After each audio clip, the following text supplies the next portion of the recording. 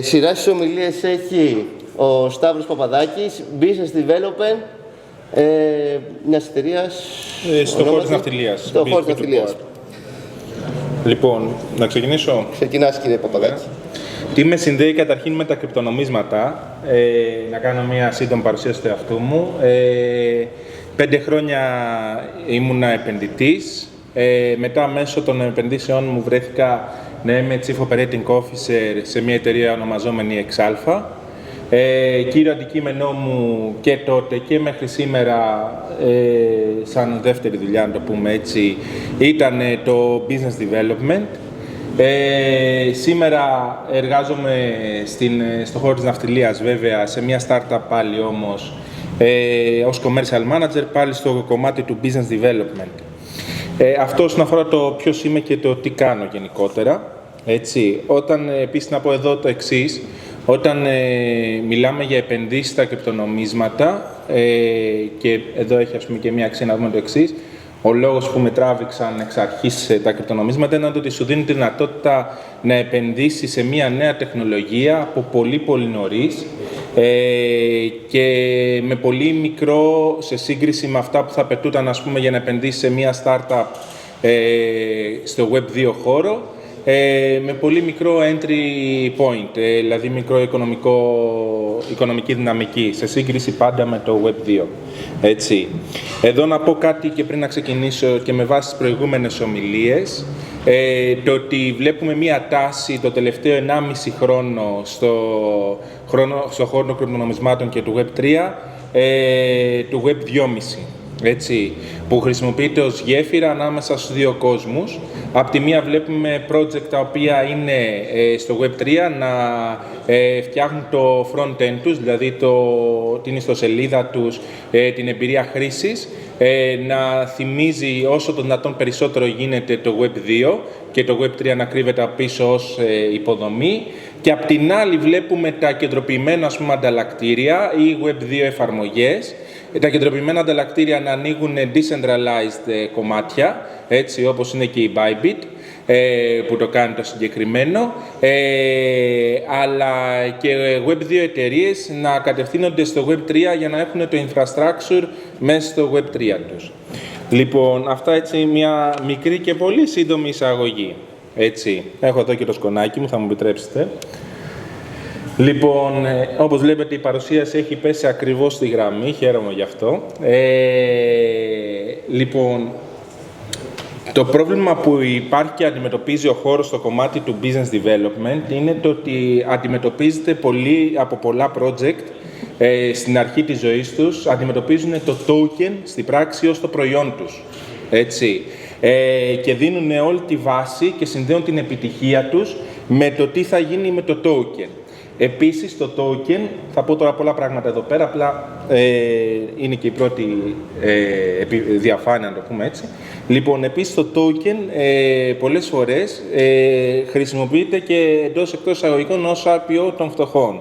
Δηλαδή, χρησιμοποιούνται ως μέσο να σηκώσουν εύκολα χρήματα από την αγορά. Έτσι. Λοιπόν, αυτό προκαλεί προβλήματα και βάζει σαθρές βάσεις για το μέλλον. Γιατί δημιουργεί μια τεράστια πίεση προς το project ως developers, έτσι, και στη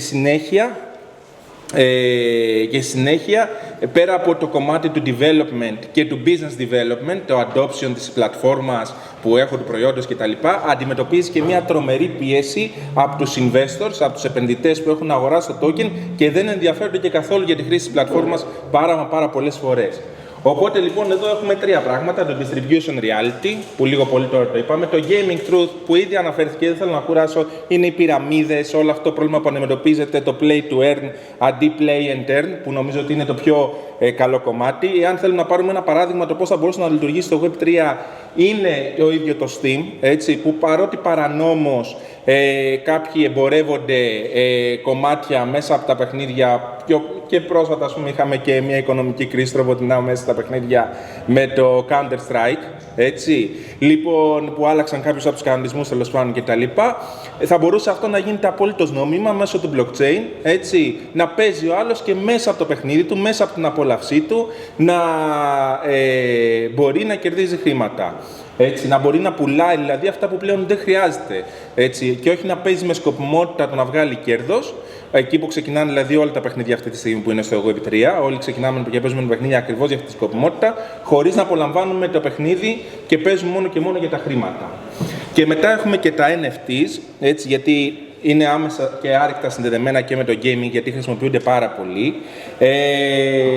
Εδώ τα NFTs έχουν το εξής, το ότι ξεκίνησαν ως μια καινούργια τεχνολογία. Υπήρχε μια τρέλα γύρω τους στο collectibles και τα λοιπά. Τώρα βλέπουμε έχουν πάει στα τάρταρα και το trading volume και ούτω καθεξής. Αυτό όμως που πρέπει να σπάσουν τώρα, πρέπει να σπάσουν αυτή την παράδοση που έχουν και να δείξουν το πραγματικό τους πρόσωπο και τις πραγματικές τους δυνατότητες, δηλαδή πάνω στο utility και στο identity, δηλαδή το ότι κρατάω ένα NFT και μου δίνει πρόσβαση. Καλά παραδείγματα είναι και οι MetaDudes, έτσι, που έχουν NFTs, αγοράζοντας το κερδίζεις πρόσβαση, έτσι. Και υπάρχουν και πολλά άλλα, και όπως ας πούμε και το παιχνίδι, το Rebel Cars, ας πούμε, πριν και τα λοιπά, που και εκεί ας πούμε είναι στο κομμάτι του παιχνιδιού όσον αφορά το ότι θέλω και αγοράζω για να παίξω, έτσι. Όχι για να βγάλω χρήματα αυτά καθ' αυτά. Λοιπόν, εδώ είναι έτσι ο κύκλος μιας εταιρείας, έτσι, ο κύκλος ενός νομίσματος γενικότερα. Να πούμε εδώ το ότι κατά τη γνώμη μου το token πρέπει να βγει μετά, αφού βγει η πλατφόρμα, αφού έχουμε το προϊόν, αφού έχουμε χρήστες, μετά να κυκλοφορήσει το token. Αυτό είναι το πιο υγιές, έτσι. Δυστυχώς δεν γίνεται έτσι και δυστυχώς πολλές φορές δεν έχει και επιλογή και ο ίδιος ο δημιουργός, γιατί χρειάζεται χρήματα για να μπορέσει να τρέξει το project του και οπότε βγαίνει με μια υποσχετική, το narrative, έτσι, το ότι το token θα κάνει αυτό και αυτό. Έχει το distribution, το από πού θα βγει αυτό το token, πού θα γίνει launch. Το utility πρέπει να είναι υποσχόμενο, έτσι, από τα πριν. Δηλαδή, όταν το βγάζω το token, ποιο θα είναι το utility. Πρέπει να το έχω ήδη στο πλάνο μου, εάν θέλω να είναι και να το πουλήσω, αλλά προσοχή και στις υποσχέσεις, γιατί πρέπει να γίνουν και πραγματικότητα αυτές οι υποσχέσεις. Economy είναι το tokenomics που λέμε, ο κύκλος του νομίσματος, πώς αναλώνεται μέσα στο ίδιο το σύστημα. Ό,τι ισχύει εδώ, ισχύει και στα NFT σε ένα μεγαλύτερο ή μικρότερο βαθμό. Το experience, δηλαδή το ότι εγώ χρειάζομαι το νόμισμα, χρειάζομαι το NFT για να έχω πρόσβαση στο ίδιο το σύστημα, έτσι, στο ίδιο το παιχνίδι ή το οικοσύστημα γενικότερα. Και expansion στο τέλος, που είναι τα partnerships, να υπογράψω κάποια καλά partnerships, αυτά που ζητήθηκαν και πριν δηλαδή, δεν θέλω να επαναλαμβάνομαι, να επαναλάβω τους προηγούμενους ομιλητές, όπως ας πούμε ξεκινήσαν και κάνουν και οι Rebel Racers τώρα και ανάλογα, έτσι, υπάρχουν ειδικά στο gaming, υπάρχουν πάρα πολλά τέτοια παραδείγματα. Μπορούμε να δούμε και από το Web 2 σε μεγάλες πλατφόρμες, σε μεγάλα παιχνίδια μάλλον, το Monopoly, ας πούμε, Go που παίζω εγώ. Έτσι, ένα απλό παιχνίδι, έκανα ας πούμε τώρα συνεργασία, είχε προηγούμενη φορά με τη Star Wars. Είχε πάλι με το Harry Potter, έτσι, θεματικές ενότητες παιχνιδιού, οι οποίες είναι dedicated, ένα event ας πούμε που συνοδεύεται. Λοιπόν, εδώ στην πράξη είναι ένα go-to-market guidelines, να το πούμε έτσι. Το ότι ξεκινάω και λέω ότι θα βγάλω ένα token και έχω μία ιδέα στο μυαλό μου, απέχει πολλάκις, ας μου επιτραπεί ο όρος, δεν ξέρω και αν είναι και σωστό, τέλος πάντων, απέχει πάρα πολύ στο κομμάτι το ότι πώς γίνεται αυτό πραγματικότητα. Έχω μία υπέροχη ιδέα στο μυαλό μου, όλοι έχουμε ιδέες στο τι θα θέλαμε να κάνουμε, από σουβλατζίδικα μέχρι εφαρμογές. Το θέμα είναι το ότι πρέπει στην πράξη να κάνεις ένα business model. Έτσι, αυτό είναι εδώ πέρα. Δεν μπορείς να ξεκινήσεις και να πεις ότι θα κάνω κάτι και να μην έχεις business model. Πάρα πολλοί το κάνουν αυτό. Ξεκινάνε και λένε θα έχει τεράστια χρήση, θα τέτοιο. Και όταν έρχεται η ώρα να το εκπονήσουν πλέον, να το φέρουν, να το κάνουν πραγματικότητα, πονάνε. Πονάνε γιατί δεν έχουν καθορίσει ποιοι θα είναι οι πρώτοι τους αγοραστές, ας πούμε, σε ποιους απευθύνονται, έτσι, δηλαδή δεν μπορείς να πας να ανοίξεις τα βλάχικα, ας πούμε, στην Κηφισιά τρόπος του λέγει, ναι, έτσι, Συνεκάλη. Λοιπόν, θα πρέπει να ανοίξει ένα ανάλογο κατάστημα, όπως δεν μπορείς να ανοίξεις στο Πειραιά στα Ταμπούρια, ας πούμε, ένα κατάστημα που θα ανοίγει στην Εκάλη. Λοιπόν, για να το βάλουμε δηλαδή λίγο στην πραγματικότητα και σήμερα, και εδώ είναι και πολύ μεγαλύτερο το κοινό, έτσι, όταν μιλάμε για κάτι το οποίο είναι κιόλας online. Λοιπόν, αυτό που είπαμε και πριν για το utility, το utility ενός token δεν μπορεί να είναι μόνο θα σου δώσω κάποια από τα λεφτά τα οποία βγάζω. Αυτό δεν είναι το utility, αυτό είναι έχω μία μετοχή και την πουλάω. Έτσι. Και είσαι και άρρηκτα εκτεθειμένος να βρεθείς υπόλογος γι' αυτό. Έτσι, με τις καινούριες νομοθεσίες που προχωράνε στην ΕΕ κτλ. Λοιπόν, οπότε πρέπει το utility να είναι κάτι το οποίο το χρησιμοποιώ αυτό το νόμισμα και είναι χρηστικό για το ίδιο το οικοσύστημα, για αυτό που έχω φτιάξει. Δηλαδή, χωρίς αυτό δεν μπορεί να υπάρξει το οικοσύστημα. Έτσι. Λοιπόν, map market access, το regulatory, αυτό που ανάφερα ένα λεπτό πριν, δηλαδή τι, το ότι μεγάλη προσοχή που θα ανοίξετε την εταιρεία σας, το επικοινωνιακό σας κομμάτι, να πούμε εδώ μερικά παραδείγματα. Τα μεγάλα layers, όπως ας πούμε είναι και το SUI, έχουν κάνει το εξής. Έχουν μία non-profit organization, τα foundations τα λεγόμενα, SUI Foundation, Ethereum Foundation κτλ. Και έχουν και μία δεύτερη εταιρεία δίπλα τους, η οποία κάνει το development, έτσι, που είναι for profit. Λοιπόν, η non-profit, γιατί είναι non-profit, γιατί όταν μιλάει για το SUI, ή το foundation, δεν μπορεί να φαίνεται ότι κυνηγάει το κέρδος. Έτσι, είναι non-profit, μπορεί να μιλήσει για το SUI, να το προωθήσει σαν μοντέλο, ας πούμε, κτλ. Το κομμάτι του adoption έρχεται στις εταιρείες που είναι for profit. Θα την πληρώσεις για να σου κάνει ανάπτυξη αυτό που θέλεις πάνω στο SUI. Έτσι, ή το foundation θα πληρώσει την Misten Labs, στην συγκεκριμένη περίπτωση, για να κάνει το development του project. Και γι' αυτό βλέπουμε κιόλας και σε κάποιες περιστάσεις, παραδείγματος χάρη στο Cardano, επειδή υπάρχουν ακριβώς διαφορετικές ηγεσίες ανάμεσα στα δύο, να υπάρχουν και συγκρούσεις ανάμεσα στα δύο. Έτσι. Δηλαδή, η Emurgo, ας πούμε, και η IOHK, που είναι οι δύο βασικές εταιρείες ανάπτυξης του Cardano, ήρθαν σε σύγκρουση με το Foundation. Έτσι, για δικούς λόγους, οικονομικούς, πάρει το χρήμα είναι στη μέση, τέλος πάντων, απλά. Plan distribution, έτσι, το πού θα το κάνουμε listing και ούτω καθεξής, πώς θα έχουν καλύτερη δυνατή πρόσβαση οι χρήστες, οι επενδυτές ή και οι χρήστες. Launchpads, decentralized exchanges, decentralized exchanges, marketplaces, έτσι, αυτά είναι, δεν υπάρχουν άλλα. Και άντε και ένα private pre-sale, ας πούμε, που θα γίνει πορτοφόλι με πορτοφόλι και χέρι με χέρι, αλλά και πάλι προσοχή στο regulatory κομμάτι, έτσι. Γιατί όταν χρησιμοποιείς ένα launchpad, το launchpad αναλαμβάνει και μέρος της ευθύνης, και δεν είναι decentralized, και μέρος του ρίσκου, στο ότι σε αφήνει να κάνεις launch μέσω του και σε αναλαμβάνει να σε καθοδηγήσει και όλα στο regulatory κομμάτι. Δηλαδή να περάσει και KYC τους χρήστες, να μην είναι Αμερικάνοι, να περάσει KYC εσένα και ούτω καθεξής. Λοιπόν, centralized exchanges τα ξέρουμε όλοι, έτσι, Bybit και τα λοιπά, και τα on-chain indexes. Και μετά είναι τα marketplaces, όπως ήταν το... κόλλησα τώρα, πώς είναι με το βαποράκι, το OpenChain, ναι. Και ανάλογα σε κάθε μία πλατφόρμα, έτσι. Λοιπόν, εδώ, στο δεύτερο κομμάτι που αφορά το BD Focus Area, έτσι, ένα σημαντικό που αναφέρθηκε και πριν είναι το Partner Incentives. Δηλαδή, το ότι εγώ υπογράφω ένα partnership, αλλά αυτό το partnership δεν σημαίνει τίποτα αν δεν οδηγήσει σε περισσότερο adoption της πλατφόρμας. Ένα παράδειγμα, ας πούμε, partnership, τα οποία είχα προτείνει, άσχετα που δεν ευδοκίμησαν, δεν προχώρησαν όταν ήμουν στο Exalpha, ήταν το ότι το utility που είχε το Exalpha, πέρα από το Exalpha, να το δώσουμε και σε άλλα tokens. Έτσι, ώστε να τραβήξουμε τους χρήστες τους να χρησιμοποιήσουν τα tokens μέσα στο δικό μας οικοσύστημα, οδηγώντας τους σε adoption του προϊόντος που είχαμε τότε, που υπάρχει ακόμα βέβαια, αλλά οκ. Λοιπόν, δεν νομίζω ότι υπάρχει κάτι άλλο εδώ πέρα να πούμε σε αυτά. Νομίζω θα σου πάρω λιγότερο από 30 λεπτά, Χρήστο. Έτσι, κάτσε να δω και το σκονάκι μου, μην ξεχνάω και τίποτα. Ναι, να πούμε εδώ, θα γυρίσω λίγο πίσω γιατί έπρεπε να το πω αυτό. Εδώ πέρα δεν ξέρω αν το ανέφερα ήδη, το ότι μπορεί να φαίνονται σαν βήματα, αλλά είναι κάτι το οποίο πρέπει να ξεκινήσει από την πρώτη μέρα που θα ξεκινήσουμε να σηματοποιούμε την ιδέα μας και το τέτοιο, να το βάλουμε πέρα σε χαρτί.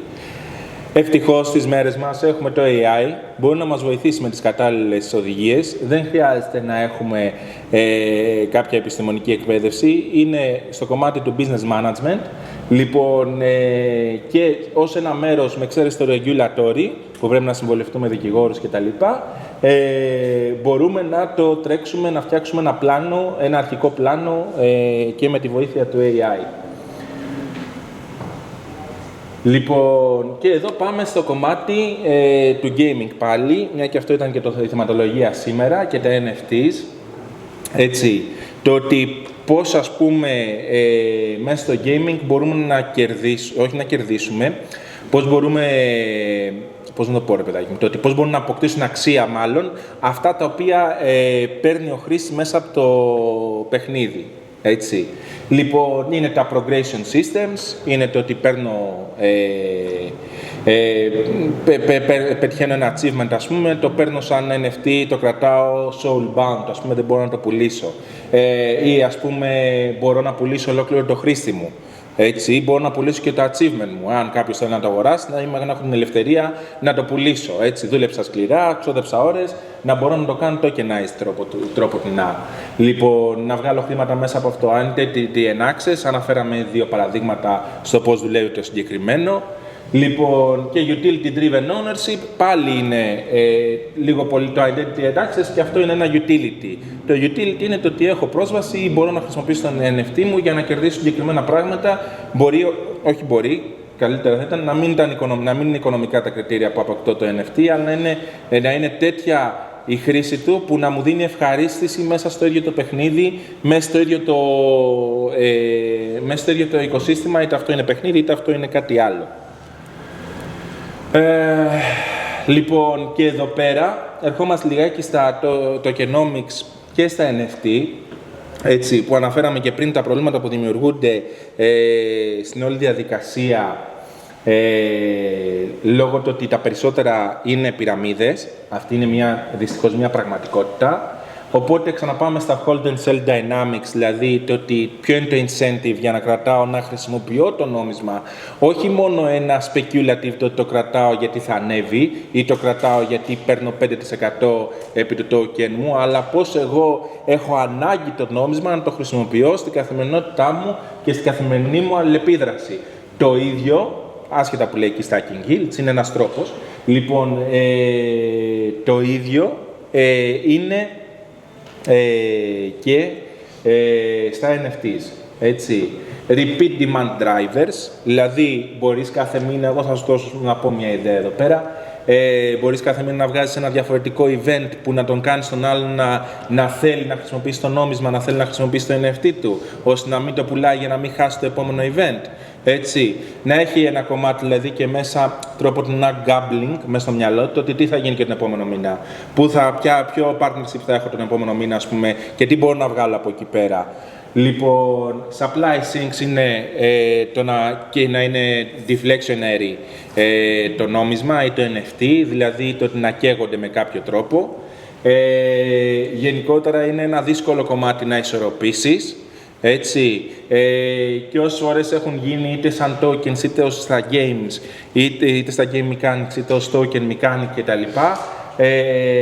Έχουν αποτύχει γιατί ήταν πολύ aggressive, θα έλεγα, με σκοπό να ανεβάσουν γρήγορα τη τιμή. Υπάρχουν πάρα πολλά παραδείγματα που παρουσιαζόντουσαν κιόλας ως υπερνομίσματα, αλλά στην πραγματικότητα ήταν πυραμίδες. Έτσι, earning paths, έτσι. Εδώ πάλι μια ισορροπία ανάμεσα στο μπορείς να κερδίσεις και στο παίξε για να κερδίσεις, έτσι, μεγάλη προσοχή. Και product market fit, εδώ ας πούμε είναι τα metrics τα οποία θα πρέπει να προσέξει οποιοδήποτε πρόγραμμα, το ότι θα πάρω χρήστες, έτσι. Έχω βρει δηλαδή ένα κοινό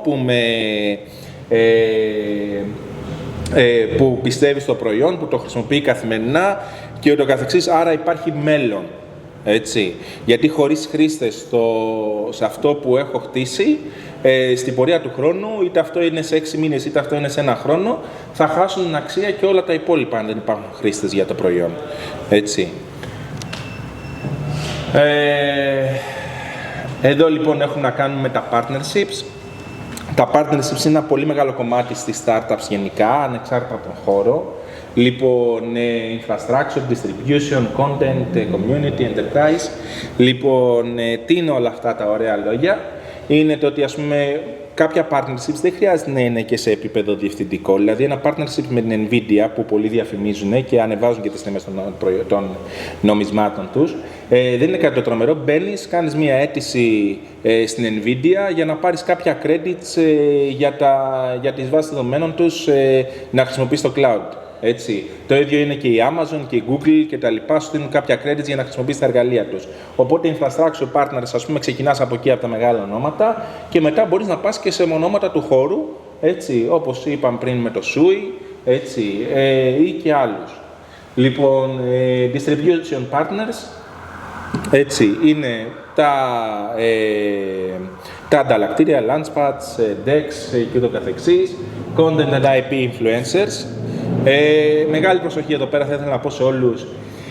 Η εποχή, καταρχήν τώρα εντάξει είμαστε και σε bear market, αλλά γενικότερα η εποχή των influencer όπως ήταν κάποτε έχει αλλάξει.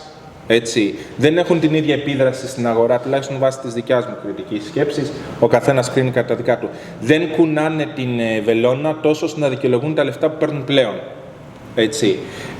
Και στο bear market αλλά και στο micro bull market που ζήσαμε το προηγούμενο διάστημα. Έτσι. Και επίσης με το που κουνήσουν τη βελόνα κατευθείαν ξαναπέφτει.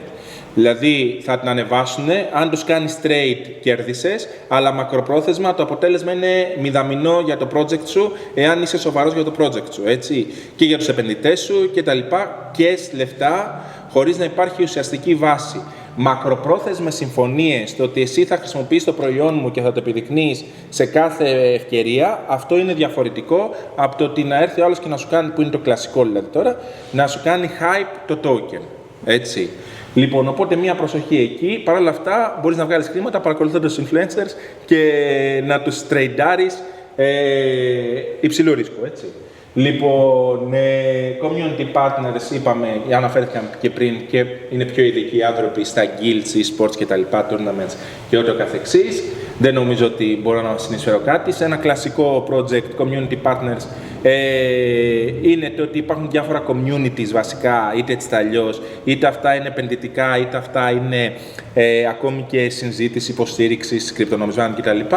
Που μπορείς να δώσεις κάποια incentives και να τους φέρεις σαν community μέσα.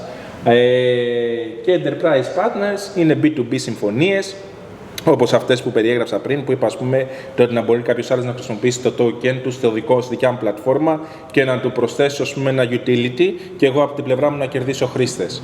Έτσι. Λοιπόν, μεγάλη προσοχή στα partnerships.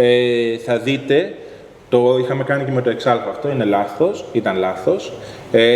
Δεν είναι σε μια startup θα κάνεις και λάθη και πολλά κιόλας. Η υπογραφή αβέρτα κουβέρτα partnerships. Δώσε partnerships και πάρε την ψυχή. Και με τον Μπαρμπαμίτσο, το περιπτερά της γειτονιάς, κάνεις partnership. Υπογράφεις, το ανακοινώνεις, προσθέτεις άλλο ένα σηματάκι στην σελίδα και πάμε παραπέρα. Υπάρχει dilution του brand. Δηλαδή χαλάει το brand στην πορεία του χρόνου, γιατί ένας, ας πούμε, αποτύχει, έρχεται μετά η κοινότητά του και σου λέει «Μα καλά, εσύ δεν ήσουν partner με αυτόν». Ναι. Έχουν συμβεί και τέτοια. Πες. Ποια είναι η διαδικασία που πρέπει να κάνει κάποιος για οποιοδήποτε partnership, π.χ. με την Nvidia που αναφέραμε πριν? Υπάρχουν σελίδες φόρμες, οι οποίες ρώτησε ένα παλικάρι ποια είναι η διαδικασία για να κάνεις partnership, ας πούμε, με την Nvidia. Με την Nvidia δεν είναι πραγματικό partnership, όπως και με την Google και με την Amazon, και ας το παρουσιάζουν έτσι. Είναι απλά ότι φαίνεται τέτοιο. Έχεις την άδεια πλέον να χρησιμοποιήσεις το λογότυπό τους, ότι πήρες το grant εντός εισαγωγικών. Λοιπόν, είναι πολύ απλή η διαδικασία. Υπάρχουν σελίδες στην Nvidia, στην Amazon και στη Google. που μπαίνεις, καταθέτεις την πρότασή σου και σου λένε αν εγκρίθηκες ή όχι, σου απαντάνε δηλαδή μετά από κάποιο χρονικό διάστημα, εάν εγκρίθηκες ή όχι για τα credits για να χρησιμοποιήσεις τα εργαλεία τους. Αυτοί γιατί το κάνουν για να κάνουν drive το adoption των εργαλείων τους και να μεγαλώσουν την πελατειακή τους βάση. Γιατί άμα χτίσεις εσύ το infrastructure σου πάνω στη Google, στην Nvidia ή στην Amazon, μετά όταν θα τελειώσει τα credits, δεν θα πεις OK, τώρα το παίρνω και θα πάω στον επόμενο που θα μου δώσει credits, θα συνεχίσεις να τους πληρώνεις και θα τα βγάλουν τα λεφτά τους σε ένα βάθος χρόνου. Έτσι. Λοιπόν, αυτό και πάμε παραπέρα. Εντάξει, εδώ είναι τα βήματα, ας πούμε, που περνάει ένα token περισσότερο, έτσι, ένα NFT, issue, distribution, utility, economy, experience, expansion, όλα αυτά θα πρέπει να είναι από την αρχή δοσμένα και στους επενδυτές και σε εσένα πρώτα απ' όλα. Να έχεις ξεκάθαρο το τι μοντέλο θα ακολουθήσεις. Δεν χρειάζεται να ξαναεφεύρουμε το τροχό, παιδιά, σε αυτά τα κομμάτια. Υπάρχουν πάρα πολλές εταιρείες στο Web2, οι οποίες έχουν ακολουθήσει συγκεκριμένες πορείες στον τρόπο που έκαναν tokenize, που έκαναν commercialize, δηλαδή πώς έβγαλαν λεφτά από τα προϊόντα τους, πώς ξεκίνησαν, πώς πήγανε και πού κατέληξαν. Έτσι. Η Google, ας πούμε, είναι δωρεάν, το προϊόν της είναι εσύ, το προϊόν είναι οι διαφημίσεις από εκεί που παίρνει τα χρήματά της. Έτσι. Μπορείς να πας με αυτό το μοντέλο, μπορείς να πάρεις ένα άλλο μοντέλο. Δεν χρειάζεται, ειδικά σε πρώτο στάδιο, να ξαναεφεύρεις τον τροχό. Έτσι. Λοιπόν, μπορείς να μεταφέρεις την εμπειρία δηλαδή, του Web2, τα μαθήματα που μπορείς να έχεις πάρει, lesson learns, case studies πάνω σε εταιρείες κτλ. Με τη βοήθεια του AI. Επίσης, λοιπόν, μια εταιρεία που θαυμάζεις, πώς κατέληξε να είναι εκεί που είναι, να βγει στην κερδοφορία. Έτσι. Βέβαια, θα πρέπει να το κάνεις σε μικρότερο scale και πιο γρήγορα, γιατί ας πούμε η Google και η κάθε Google είχε και τρελά χρήματα ή το Facebook, ας πούμε, για πόσα χρόνια είχαν λεφτά και είχε και λεφτά μέσα από τα VCs, τα οποία εσύ δεν έχεις αυτή τη δυνατότητα.